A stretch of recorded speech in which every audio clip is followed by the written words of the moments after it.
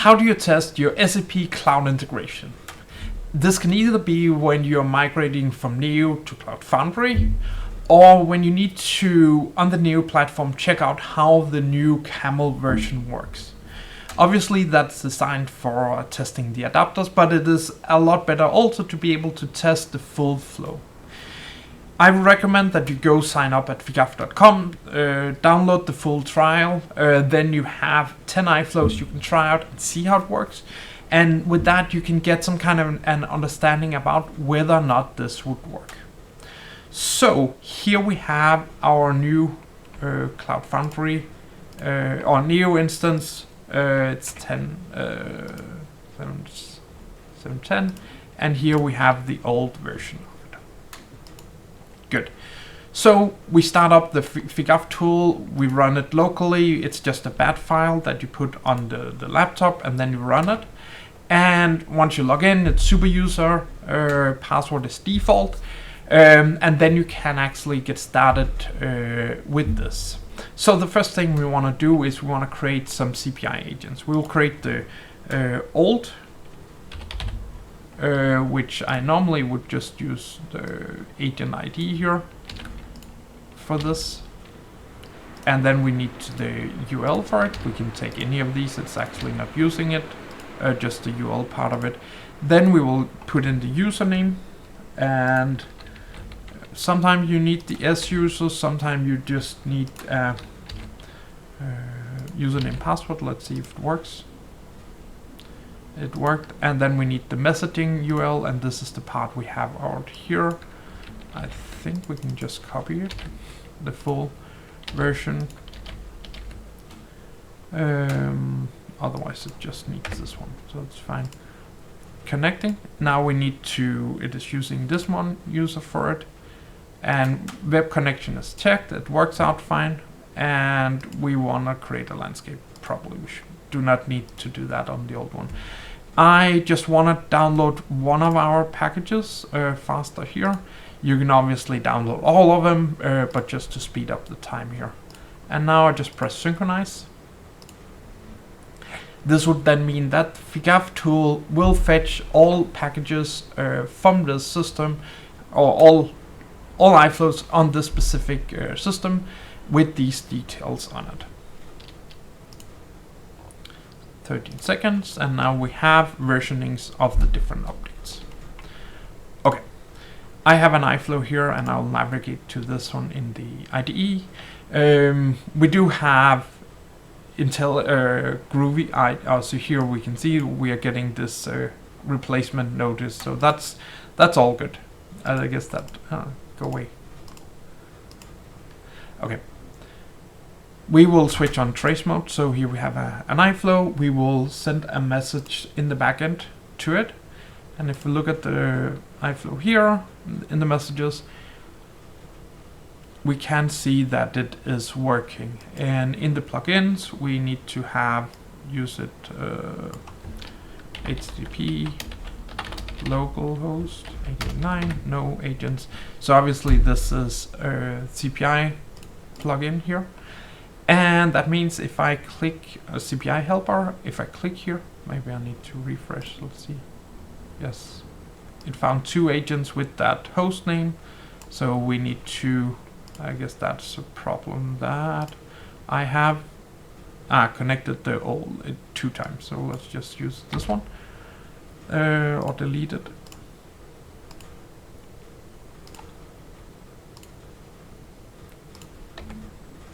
So now we can create a new test case, create a new test suite, migration, Camel test.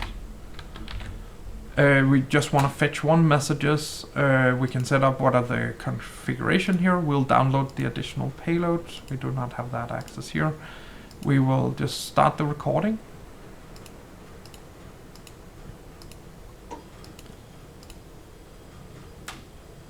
Which will fetch all the messages, and now we have a test case with some inbound and outgoing messages.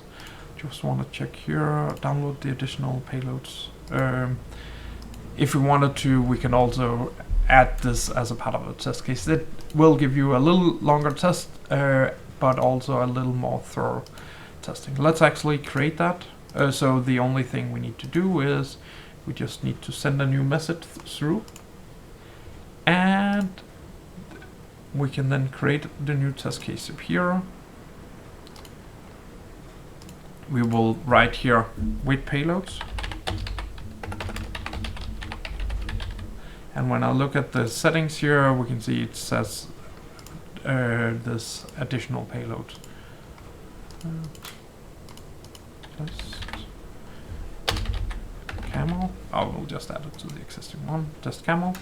So now we would have two test cases, one with payloads and one without payloads. So this was what we wanted to do on the new system to understand what is going on here. Now we need to connect to a new agent. To do that, we will go here. We will say create CPI agent, new, and then we want to use this new URL here. I'll just call Camel. The S-user and username for it.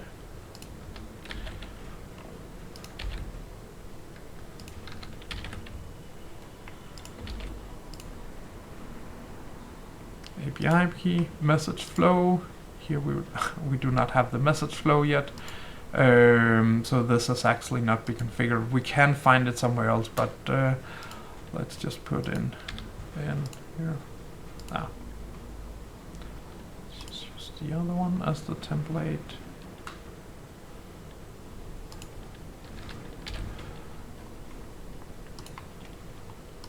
So let's just remember we need to go in and check this first.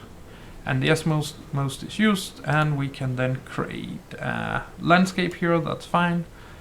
And we do not really need to select anyone. Now we can synchronize data, and it should hopefully synchronize that there's no objects here.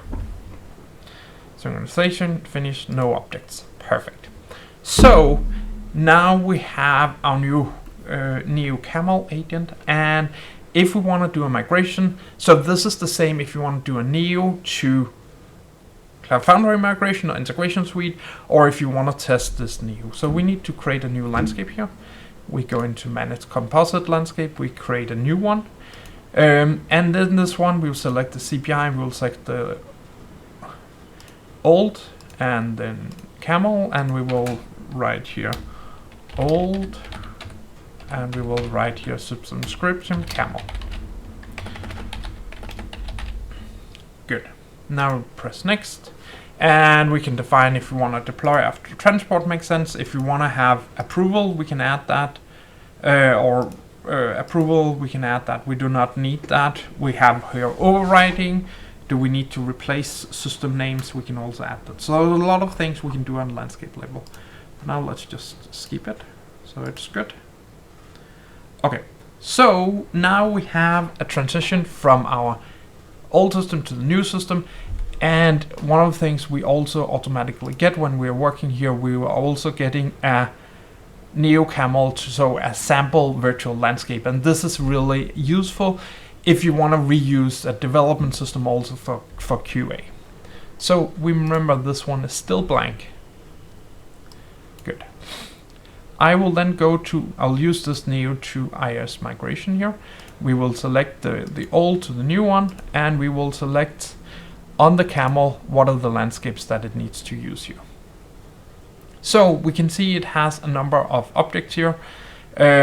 What should be transported for this, so we will need to say, okay, all of these objects here, and because there's also some virtual objects, we can also transport these, but these should not be transported because they are just mock objects that we have created, so there's no value in transporting those.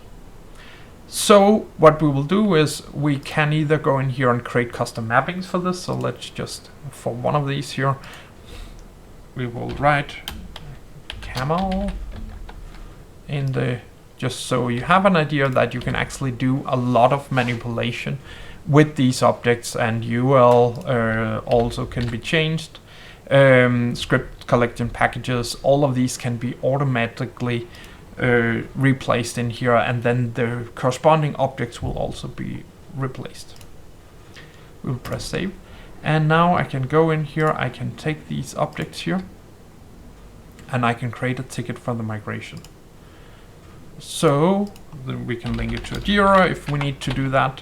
It says here we need some transport licenses. We will just add that. Cool.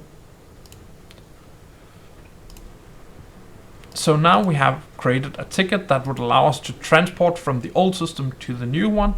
So just press start the transport, and this will give us a transport that we can start using with all of the different objects and all of the different requirements that we need for such a scenario. So right now we have a number of objects. We can look at this one. Here we can see in the old system it's called Neo 3, in the new one it's called Camel. We can also see that we are missing this OData password in here. And to do that we obviously need to create this security user credential. OData, it's not really used in it, but just something we obviously need to have. So if we press reload, we can see this disappears. So I could send this to approval. We could do replacement of all the other attributes that we're using in here if we needed to do something like this. So let's just change the API key to Camel.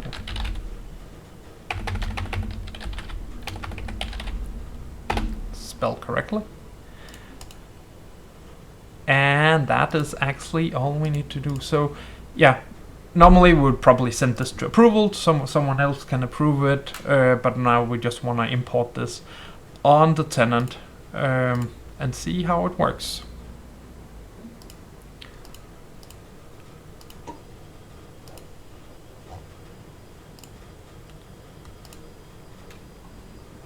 So if we go here back to our tenant, we can see that we have now a package. We have at least now 2 iFlows in it. We have a script collection that has been created. We have this new Camel one. And let's see if we refresh, we're getting 3. So it takes a little while. I don't know the resource or constraints on this this tenant. But anyway, it is just progressing smoothly. And if we look at the number of deployed iFlow, we can see here that it is starting. One thing I need to know or need to do that is not a part of the tool is number ranges. We are using one number range and I cannot really recall which one it is. So we'll probably get an error once we're testing that the number range needs to be updated. So now it is, all of these are starting, and obviously there can be some resource constraints on this that says we cannot do too much on these things. So let's just view the deployed artifact and see if we can. I think it's here. We have our number range, constraints, exchange. Okay, we'll wait until it's fully deployed, and let me just pause from now. Okay, we can now see that the iFlows has been deployed. It did take a while, but I guess that's not just the platform starting up or whatever's going on. Cool. And everything here looks good. We can see that everything works out fine. So we can take our test case that we created. So if we look at our test cases up here, test suites, Camel test here. We did not create it as test cases, we just need to do that like this. Click on it, create it, and request licenses for it. And you could select the landscape that you wanted to use it on when doing this. Okay, so that means we now have a test case, one with payload and one without, and we can select that we want to run it on one of the systems in our landscape. So let's just take this one. We can see here the linked test cases. It is linked on the old and the new one. So let's take this one. And we can see it is also linked on Neo here. If we click here, we can see the configuration. So obviously this is a little A little large, a lot of different things going on here. So this seems okay. Good. We can run it. So let's just select it and run it, which will then mean we will send these two messages into the system, and then we will start collecting data from it, if everything works out correctly. But you do remember that in the beginning we did not have these endpoint URLs, so we need to go in here and we need to get this endpoint here. So go to our agent on our Camel, edit it, and update here to use this new host. Good. And this is, I guess, is here where it starts to get really interesting. So I did perform these tests, and when I ran them, I figured out there were a number of differences. First off, when we started running these tests, it did not seem to show up in the log. So there could be something that the logging framework took some time to start up. It was a brand new tenant, so there is a lot of... it's possible that it would not log these things. Then, secondly, when we were able to run these messages, one of the things we found was that it was missing some Camel headers. And we are using Camel headers to check which version of a split it is. So there's both split and multicast. We're using both of these. And it seems like when I was testing this, that this was not here in the result. And this is obviously a problem, because then we do not have a way to compare the correct messages with each other. So if you do not use these, it's not a problem, but if you have scenarios where you have split in, it becomes a problem. And this is why we cannot show you a real scenario. I do hope SAP will fix this over the next few days or weeks or whatever it will take. But it does also show it makes sense to be testing and figure out what these new platforms is.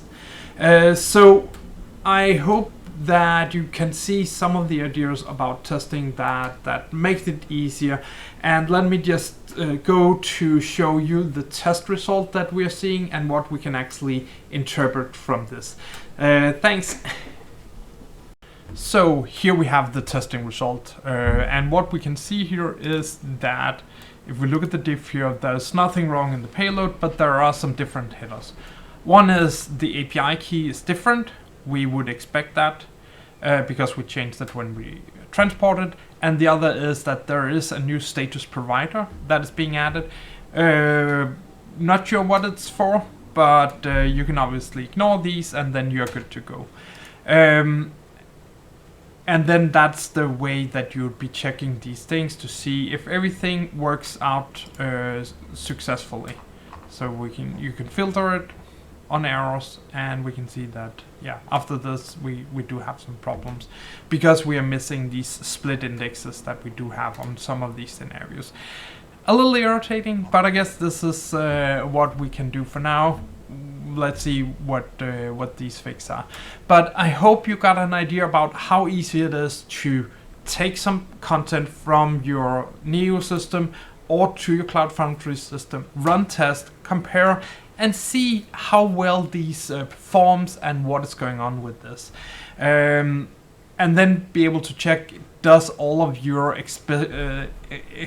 different content work the same way now on the new platform? And if not, you can open tickets, and the earlier you do it, the easier it is for the SAP team to fix it before it becomes a problem for you. I hope you liked it. Please hit the like, hit the subscribe button. I really appreciate that. Thank you.